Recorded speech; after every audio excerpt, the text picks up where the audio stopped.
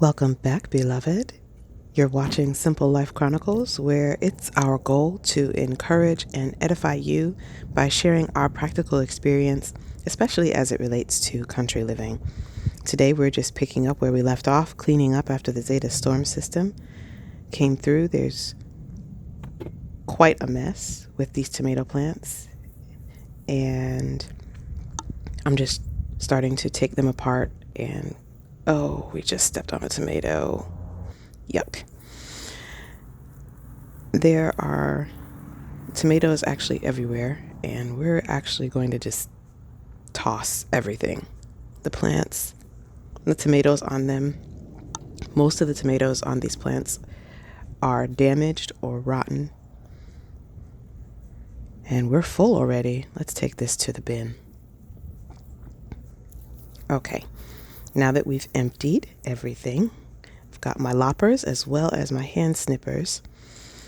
These plants were quite large, so the smaller branches are easily snipped with my little hand snippers there. But as we get to the larger sections, I'm going to need the loppers because it's like cutting tree branches at that point.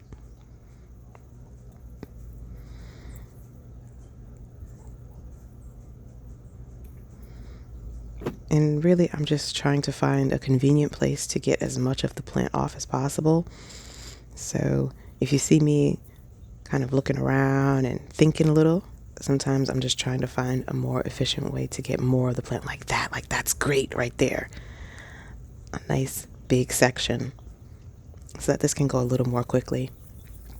I've accepted that this is not going to be a 5-minute process. There are 6 trellises with at least 2 tomato plants on each trellis, so this is going to take a while.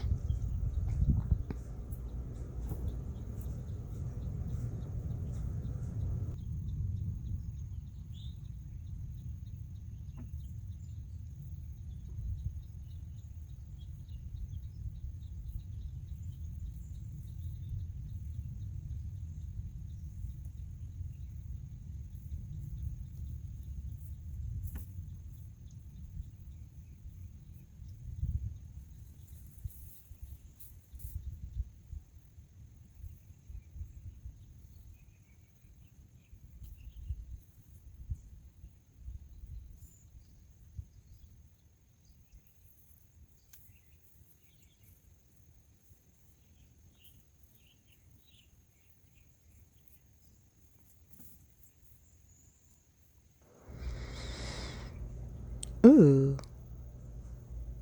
Now, I really came out here to clean up these tomato plants, but I think I'm going to be distracted for just a little bit here, and I'm going to cut some of these off so you can see.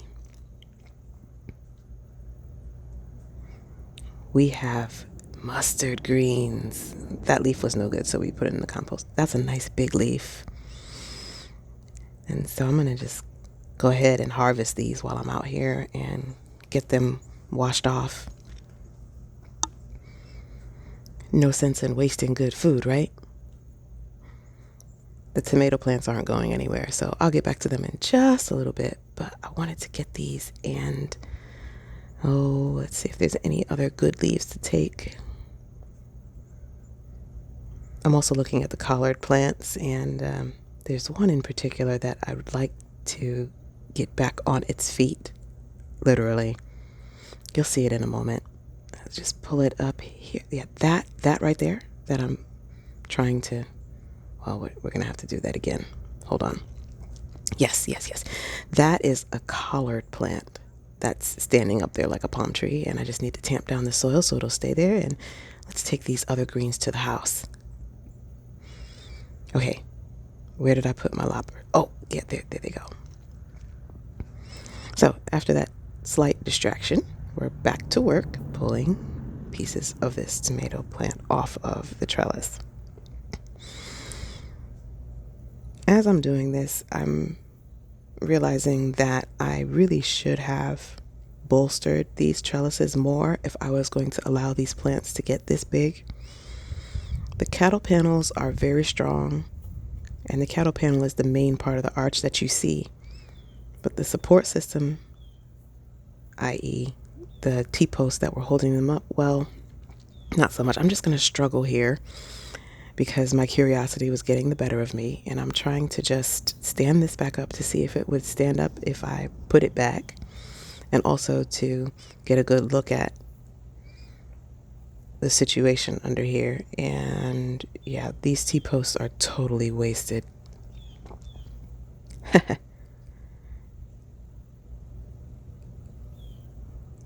But it will not stand up on its own anymore, so I'm just gonna have to let this go. But we gave it the old college try.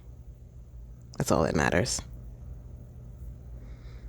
And I just want to put it back in a way that is, oh well.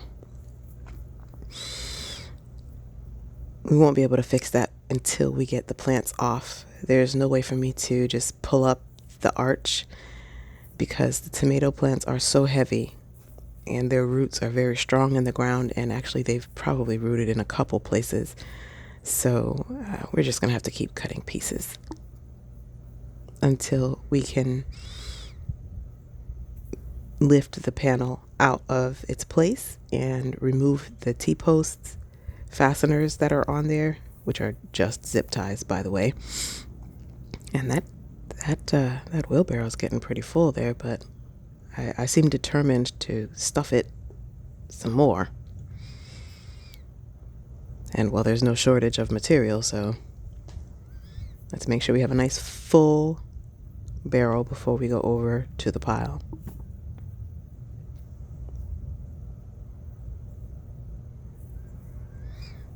Ah, yes, now we're making progress. Oh, that's so gratifying to have so many pieces come off at once.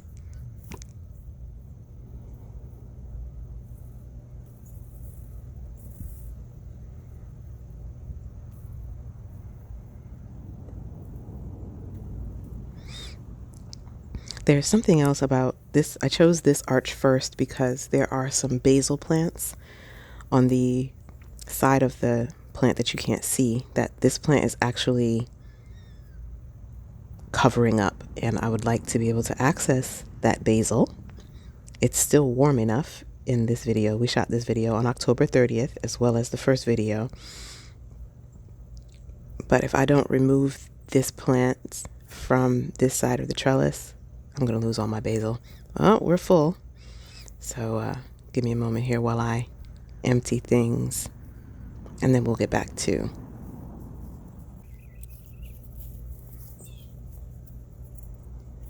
This is going to be barrel number 3 that we filled. And well, we're thinning out the plant here, and we're really starting to make some progress. Where I can actually see things, and there's little tomatoes everywhere. These are yellow pear tomato plants. They're similar to cherry tomatoes. So they bear abundantly, but if the plant starts dropping fruit, which of course this one did, you're gonna have quite a bit of picking up to do.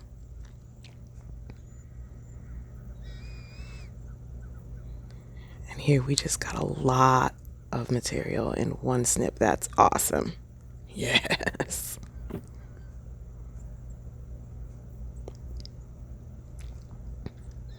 So you'll see me snipping the tomato plant as well as picking up the fruit and tossing any loose fruit into the bucket. The fruit that's attached to the plant is just going in the compost bin, attached to the plant just like it is.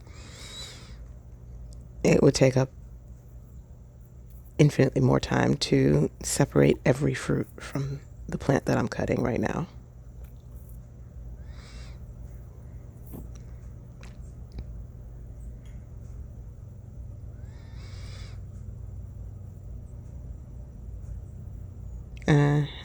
That didn't quite come loose.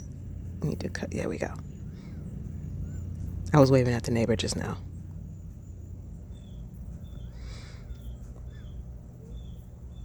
That's one thing to keep in mind if you move to the country, especially in the South.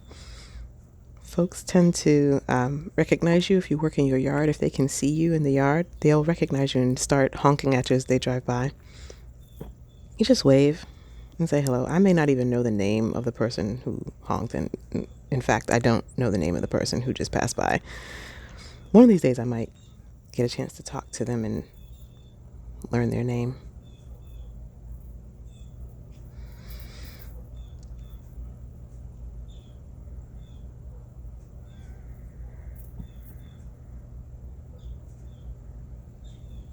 This is good. We're getting somewhere. Feeling good about the progress here.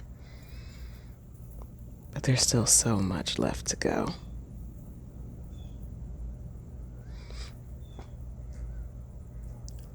So while I'm doing this, I might mention that when you plant your garden, whether you're in the country or in the suburbs or in the city, wherever you plant it,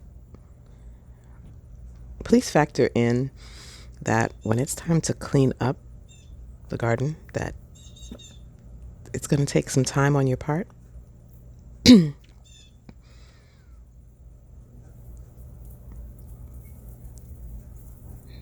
That is so awesome that came off all in one piece like that.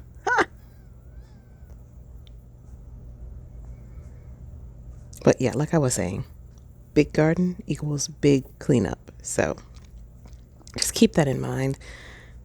I was excited about having all these different plants, and so I'm okay with spending the time out here cleaning up and cutting down and hauling off to the compost bin. But if you're really going to be pressed for time at the end of the season, you might want to approach your garden a little differently, or approach it in a way that makes the cleanup a little more efficient for you. This is definitely not efficient, but we're going to work it anyway. Sorry about the angle, guys. I'm just trying to actually get a piece of this plant to let go.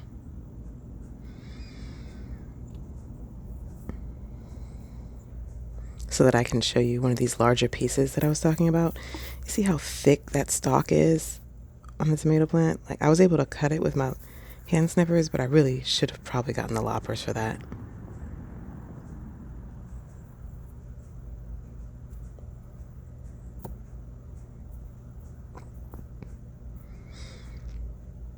Filling up again.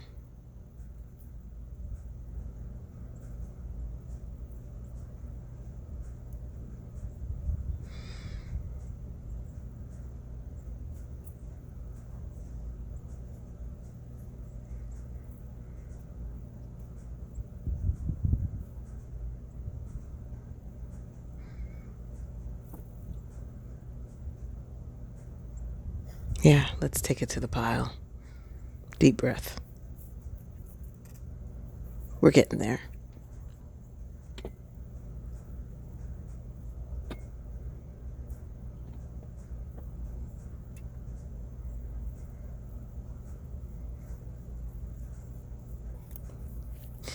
Let's change angles, and we're actually going to work on another trellis for a little bit.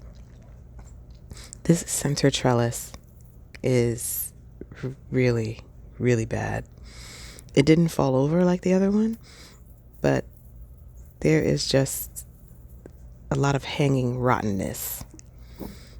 The plant on this trellis had a lot of tomatoes that I wasn't able to harvest before the storm system came through, and there was already some of them starting to go bad, and all the storm system did was give it the opportunity to really just be awful. So there's tomatoes all over the ground, and there's rotten tomatoes hanging in the air. So it's pretty urgent for me to get this one cleaned up as well as the other one that I was first dealing with. Now that the basil is clear, my next biggest task is to clean this trellis off and just remove the plant with as much of the rotten tomatoes as possible. And not only will the garden look better, but it will smell better, because these rotting tomatoes are starting to have a really nasty odor. And while I'm over here, I'll grab a piece of the other one.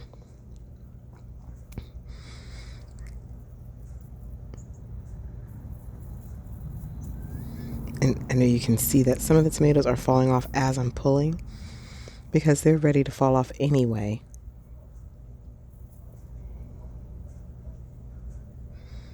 I'm just trying to find a good place to cut.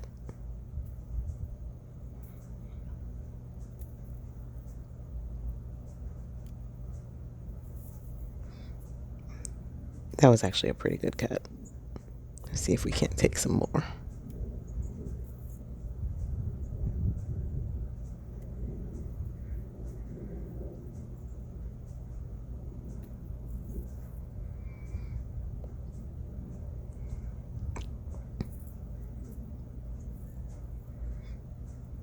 Yeah, that's pretty good.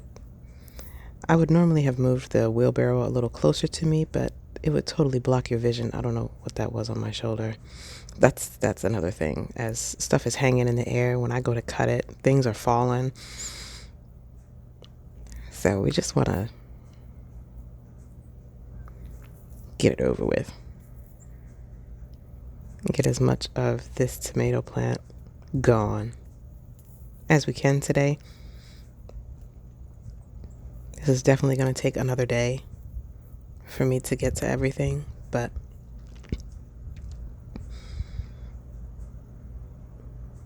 pretty soon my trusty assistant will come to help me. But I want you to see this. Look at this. That is, let me get the rest of it. One more piece. Okay, there we go. This is actually one of the marigolds that I planted this year. And these were supposed to be dwarf marigolds. But I don't think they got that memo. Like, this is all one plant. And that's the root. Look at how thick that stalk is. This thing was a monster. And it was crawling and creeping. But I digress. We did a little more after we turned the camera off. But this is how things looked when we stopped for the day. And we'll see you next time. Thank you so much for watching. Don't forget to keep it simple and be blessed. Bye-bye.